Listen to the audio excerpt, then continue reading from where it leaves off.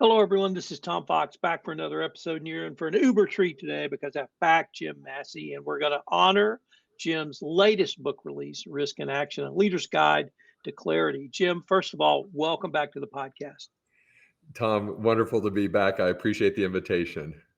I'm just going to go right into it because I found that this book really built on some of the themes you laid out in Trust in Action. And I wanted to maybe ask that as a starting point. Was that something you intend? Did you do that? It was you intended to do it, or how would you characterize this book as a standalone from Trust in Action? Yeah, risk came and found me. When we talked last, I wrote Trust in Action because I realized people were using a word, but we weren't sharing a definition. And more importantly, leaders did not have something that was helping them to take action. And fast forward to where we are, I was in boardrooms, I was in executive sessions, I was coming in as a keynote for companies, and I started to realize people weren't just struggling with trust, they were also struggling with risk. And that's when I started to realize that I needed to introduce something a little bit more.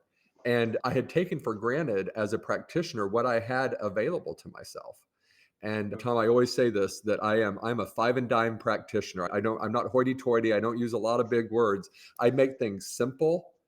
And as a behaviorist, I try to help give tools for people. When you're in this stressful situation, what can you do to take action to move forward?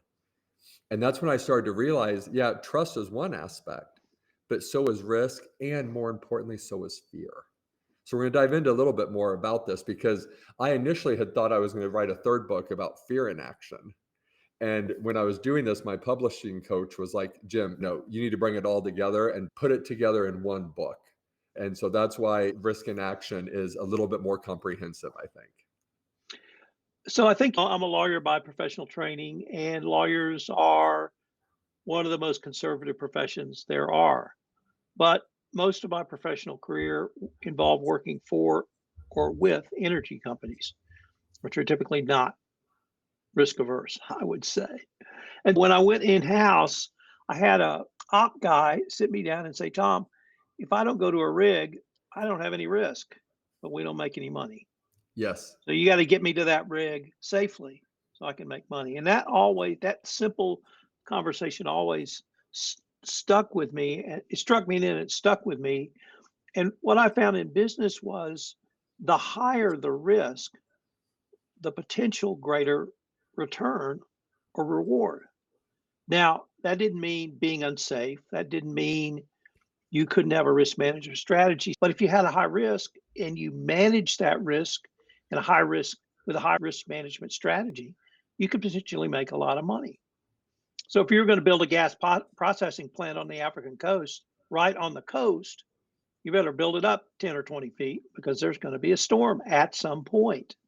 Things like that. Risk is something that the energy space is comfortable with assessing. And I, as a lawyer working for an energy services company, part of my role was to help manage that risk. So I became comfortable in that role. And I guess the thing that struck me first about your book was, do business people understand that with risk properly managed, the reward can be higher than not? And let's figure out a way to manage that risk. Or is there such an endemic fear of risk that people are only going to do what's right in the middle of the road, which is not a wrong strategy? It's just a strategy that brings less return. Or am I completely being an energy Texan guy off base? I will tell you. So if you're listening to this, Tom basically summed up the whole concept of my book. And just the other day, Tom, I was working with a potential client. And the question she asked me was, so people think about risk, but they never think about the opportunity. And I said, I love where you're going. And I said, but as a behaviorist, I'm trying to even simplify this. What if risk wasn't a choice, but a polarity, something we had to manage, not just choose risk or don't choose risk? And what if risk was being left behind or innovating beyond one's comprehension? And Tom, to me, that's what you just were talking about. So we have been taught that risk is the decision, engage it and get harmed, or stay away from it and stay safe. And I'm coming out with no, risk is simply the gap between where we are and where we want to go. And as leaders, do we have the clarity to take the first step to start going to land of next? It's that simple. I do, and I will say this because you brought it up first. I do think attorneys have ill-defined risk to protect their ability to mitigate to zero. Don't do it. Stay away. We're safe if we tell you not to stay.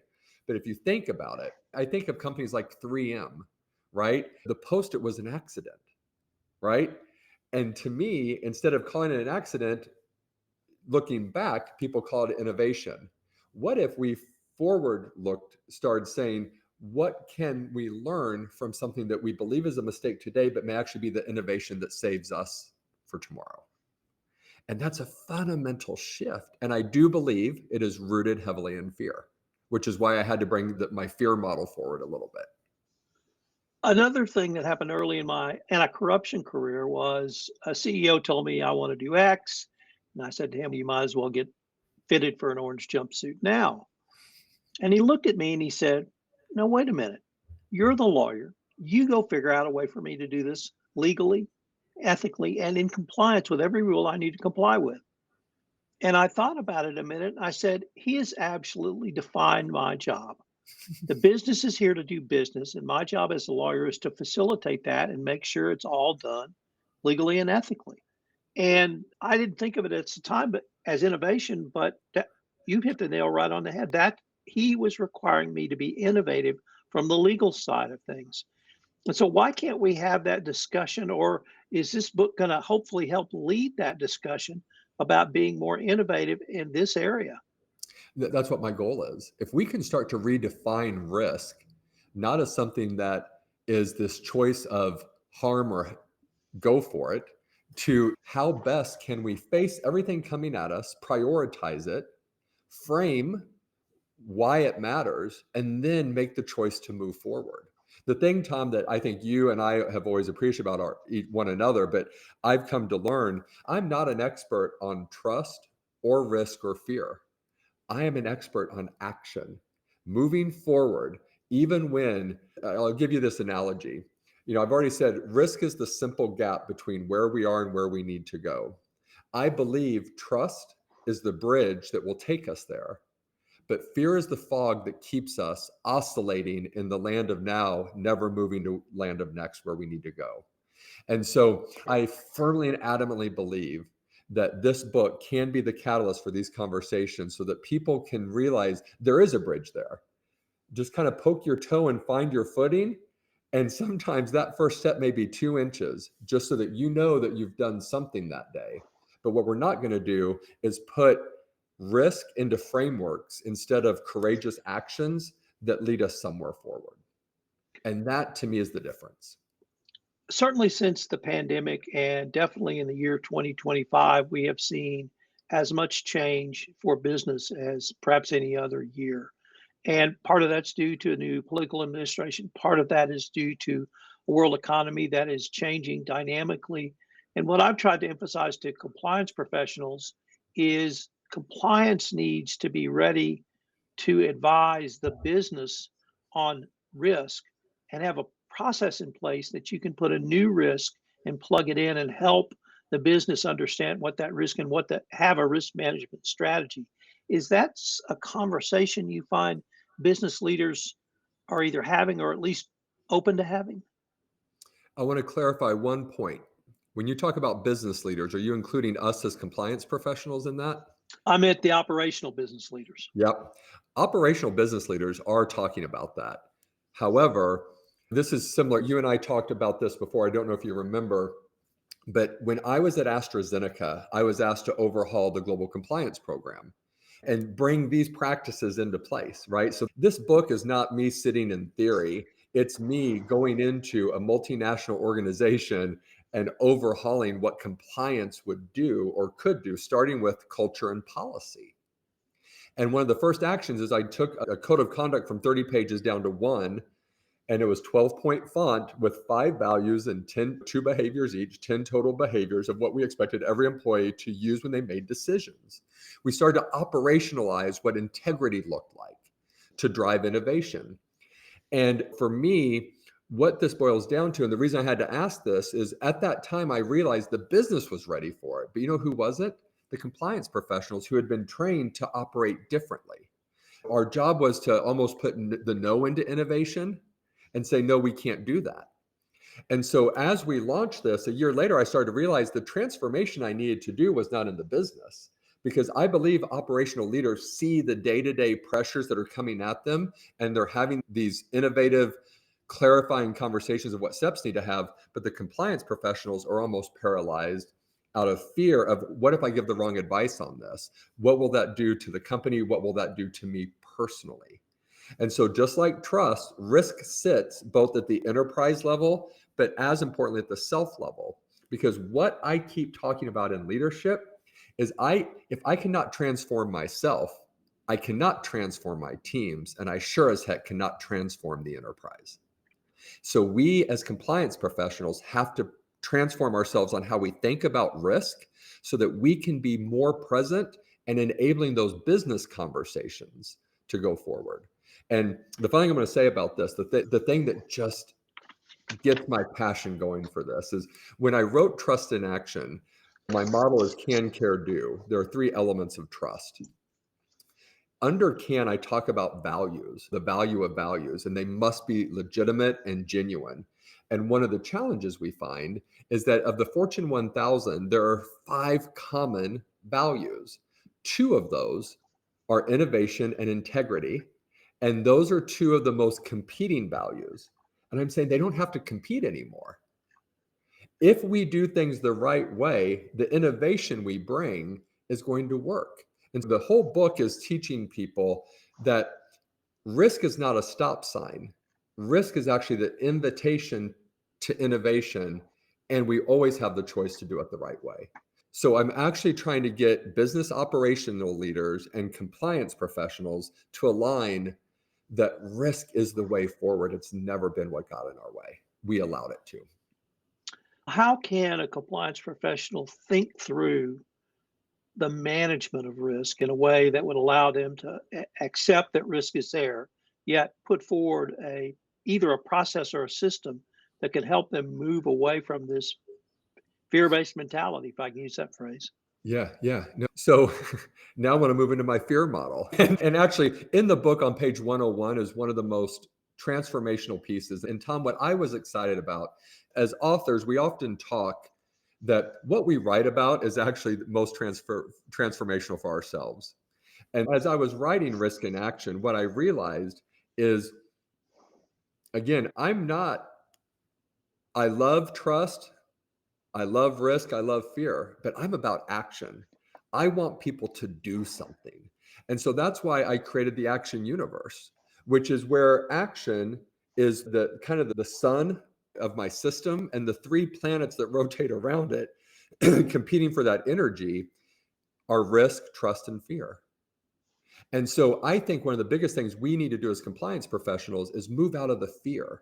And the best way we can do that is some work that I really respect is by Eamon Wolf out of Australia. And he talks about what fear is, and he's mapped fear to the 9 stages of human development. There's a lot of work there. But if I boil it down, what I learned through working with him is I spent all of my life trying to be fearless, but all the time I need to be more fearful. And it's really important on how I spell this. It's FEAR, and then in all caps, FULL.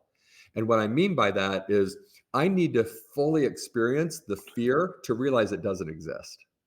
We are born of love and taught to fear. And so we've allowed laws, we've allowed enforcement, we've allowed bad decisions to make us think we can't move forward without the right controls that enable us to protect ourselves. And so I think compliance professionals need to be more fearful in understanding what's the worst case scenario we're talking about. And I always boil down the example. If we were always fearless of fire, we would never have learned how to harness its energy to heat our homes and cook our food. We would still be trying to run away from it because all it does is burn us. And that's fearlessness of what fire can do versus being fearful and appreciating that, okay, what can we do to not burn us? There are certain controls we can have. So I've got a gas stove, I turn on a fire, but I've got mittens, I've got gloves, I've got all these things that allow me to cook the food for my family. And that is what we as compliance professionals must start to do, is fully sit with the fear of what it is we're trying to prevent, to understand we have the right controls and brilliant business colleagues we're working with to do the right thing to move forward. I drew a parallel from another world I'm going to describe in a minute. I'm going to ask you if I've drawn the right parallel. I once interviewed a person named John Lee Dumas, and he's an entrepreneur, serial entrepreneur, podcaster. But on 9/11, he was a senior in college in ROTC, and they told him that day, "You're going to war, son." Mm. And so, when we invaded Iraq, he was 21 and had a 40-unit tank command under him. And I asked him at one point, "What was the biggest decision? What was the biggest lesson you learned in the Army?" And he said, "Make a decision. You never have perfect information. You may make it under stress, but make a decision. If your decision is wrong, you reassess based upon new information." And I thought that was brilliant when he said it. And now he said that in the context of combat, which is about as high stress a situation as you can be in. But in reading your book, I almost got that same theme. Make a decision. You're not going to have perfect information. Quit waiting for perfect information. Make a decision, monitor the results of your decision, and using continuous improvement as appropriate. Now, the question I have is, did I get the analogy right? 100%. You did. Clarity, action brings clarity, not certainty in today's world. And there's something earlier you brought up that I think is really important. In both books, I talk about a theory of human behavior from 2013 called Martek's Law, M-A-R-T-E-C, Martek's Law, that talks about the rate of change and the rate of adaptation. And especially now, ChatGPT has been out for, I think, officially a little over a year now, right? Wasn't it last October it kind of came out? November 23. Okay. Oh, so 2 years. And when you think about just the rate of change that we're seeing there, right? It's exponential. And individuals can adapt faster than businesses, and business can adapt better. You brought up earlier the geopolitical. Their governments are struggling. I don't know any government, a democratic government, that isn't struggling with alignment. The sides are fighting because there's so much chaos, right? And in that chaos, we want certainty. But the rate of change that we're experiencing as individuals far outpaces our capacity to keep up. And so we'll never have certainty again. And Tom, many challenge me on this, but I'm going to go out there and boldly say it. There's no such thing as subject matter expertise in humankind anymore with the introduction of artificial intelligence, because AI is far outpacing our ability. So what I'm focused on is learning. And that learning comes when I do something, when I take an action and do what that the individual may not be young anymore if he was 21 in 2000, but you know what I'm saying? To us, he's young and he forever will be. And I respect that at that age, he realized a decision is an action. And then you adjust based on what you learn. It's exactly what it is. Action brings clarity, and through clarity, we can engage with risk and trust and fear more appropriately. So, how do we change the discussion in the compliance realm? We, for the last 20 years, have built these great systems in place to stop innovation, to slow things down, to review, weeks and weeks of review, when whatever the area might be. It might be due diligence, it might be something else. And we built a pretty robust system around that, but compliance simply cannot operate like that now. And how can we change this discussion to moving to evaluating risk as just one factor? That's action brings clarity, and that clarity needs to be informed, right? The action needs to be informed.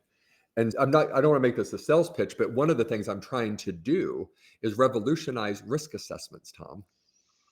And I'm bringing AI into that. My new company is called Eastward Inc. And what I'm doing is, because as a practitioner, I used to run enterprise risk management. I used to run materiality for ESG. It's the same thing. It's the business is doing some activity somewhere in the world, and we believe It's getting us from where we are to where we need to go. So by my definition, there's risk. So what is the business activity and how best do we put the right controls in place to make sure it's aligned to our values and it's getting done the way we're expecting it to get done, in addition to the legal aspects of it. And so I think one of the things I'm trying to change with this is by bringing artificial intelligence into this, my risk assessment is not a one-time annual event. It can be real time. Things are changing that rapidly. With this current administration, I have seen executive orders come out that have changed industries within 24 hours. And so your risk assessment from last year is no longer relevant. And so what if you could bring an updated real-time risk assessment to every audit committee as a chief compliance officer? Boy, those conversations start to change. And that's why even the processes we have built are taking us from risk and frameworks to risk and conversations. And so can you imagine if an industry was majorly changed by an executive order in the US and you brought that risk assessment to your next audit committee? You're now going from frameworks to conversations, and that's exactly the type of action and change we as compliance professionals must be able to do. So I'm really intrigued by this evolution of a risk assessment. Could you share a little bit about that with us? Yeah. One of the things that my partners and I wanted to do was I got tired of doing risk assessments in Excel and PowerPoint. I would get something when I wasn't running it from the individuals, a chief risk officer or someone like that, and they would send me this work and I would have to read like, this is what it looks like. And there are all these terms because again, Tom, what we do as professionals, as subject matter experts, we keep the lingo in our terms. And ultimately, what our software is going to do is we are just looking at what is the business trying to do? Tell us in business terms, your culture, what is it you're trying to accomplish? And share with us your 5, 10, 20-year strategy, how far out you're going to go. Now, we automatically know if you're going out to 2040, likelihood controls aren't going to be as strong as if we're talking this year, right? So there's the continuum of risk. But what is from that context report? Then we're leveraging the AI based off of the ISO, COSO, CSRD, all these frameworks that have been tested that we've always followed before. We have created and merged them into one taxonomy that creates these simple little things we call risk cards. And they're defined from the context report, all AI generated. We have the internal data. We also have a scraper that's pulling the competitive set because we have annual reports for how many decades now. We have the new CSRD reports that are talking about risk across operations. And so the other thing I'm really excited about is we aren't just bringing these risk cards and asking executives to lift their heads up from the business operations and tell us what's coming at them. We provide the information. So they're starting informed. Fear prohibits intelligence. But if we take a risk assessment to an executive that's already pre-populated, and I always use my mom as an English teacher, it's easier to edit than it is to create. So if I bring a risk assessment to an executive and ask them to edit it real time with conversation versus a framework and worrying about how the process got done, I'm getting much richer content. And then from there, we can bring in the controls, and then we have the risk mitigation process. And now that we have it documented, it can just be updated. So it's automated soup to nuts, real-time conversations with the right stakeholders, but benchmarking whatever we need to benchmark externally. Let me change the focus a little bit, Jim, to ask you, what are some of the key leadership lessons from risk and action? I think one of the biggest things that I think is a key concept is the subtitle of risk and action is the leader's guide to act with clarity. And I don't want to beat it up too much, but I think one of the things we have to accept is that certainty no longer exists. If we start with that premise, then clarity is this is the best we can do moving forward. And it's okay. Because that's the difference between trust and fear. Fear is telling me I'm not okay. Trust is telling me I got this. I've got the learning agility. If something doesn't go right, I can adapt it. This isn't final. And I think that's the biggest piece that we have to take away. The second thing that I think is really important is that we don't have to keep saying, what's the opportunity of risk? If we redefine risk as the simple gap between where we are and where we need to go, risk is everything. Risk is the path. And so it may manifest itself as good or bad, but I can just use the word risk. I don't have to say, and the opposite of risk is an opportunity. What if risk is the opportunity? I don't have to redefine that. And so the more we just get to saying the unknown is all we're facing, then we can step into the unknown because the bridge of trust is there, and we just have to remove the fear of fog that's holding us back. I would say those are probably the two biggest leadership things I want people to understand with this book. So what is one key risk principle you think every business and or compliance leader should adopt today, Jim? I'm going to tell you it's my model, right? But I think the first thing, Tom, again, if we are to take the first step, and if action provides clarity, the first step of my model is to face. It's probably one of my favorite chapters is I call it Face the Music, right? ELO? Pardon me? Electric Light Orchestra, Face the Music. Yes, yeah. Because anytime a good song comes on, I know I got to move. That beat starts hitting.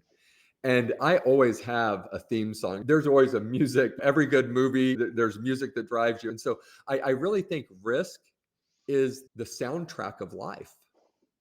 We always need to be moving. We always need to be changing. So that means there's always going to be a gap between where I currently am and where I need to go. And so the first thing we have to do is start to recognize and face the risk. What's the soundtrack of the risk that's coming at me all the time? And then if we truly, genuinely start to understand what gaps exist, that's where you start to go into the frame. You know, the chapter that follows Face the Music is Ready, Set, Frame, a play off of Ready, Set, Go. Oh, go ahead. Yeah, okay. Sorry, I just had a little glitch there.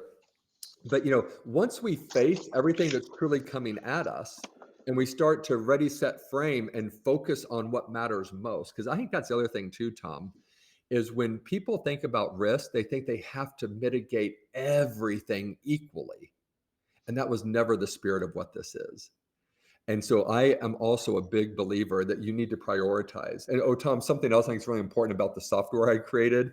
I grew up in this era where it is green, yellow, red. Red is the upper right quadrant where we need to put our focus. What does red tell you? Stop. Bingo. So when you use my software, upper right is yellow. The middle is kind of a gray, and the bottom left, you know, that quadrant where everything is, it's green. It's go, run, go. But what I want to do is shine the light on the opportunity. And that's redefining risk.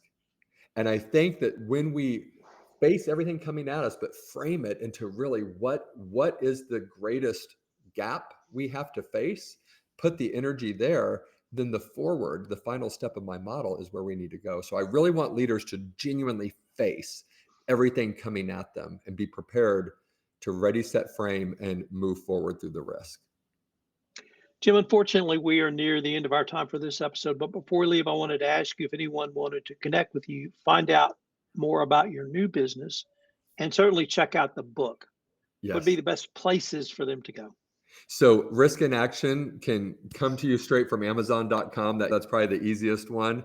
You can connect with me at jimmassey.co. You can also find me at Eastward AI and on LinkedIn. I, like you, Tom, I use LinkedIn to stay connected with people, but you know, those are 4 areas where people, jimmassey.co is my personal website. Eastward.ai is the company's software platform and website. On LinkedIn is the easy way to find me. Jim, this has been great. I greatly look forward to continuing this conversation. Thank you, Tom. Always wonderful to have these conversations. I'm excited to get this out into the world so people can start seeing what they're capable of.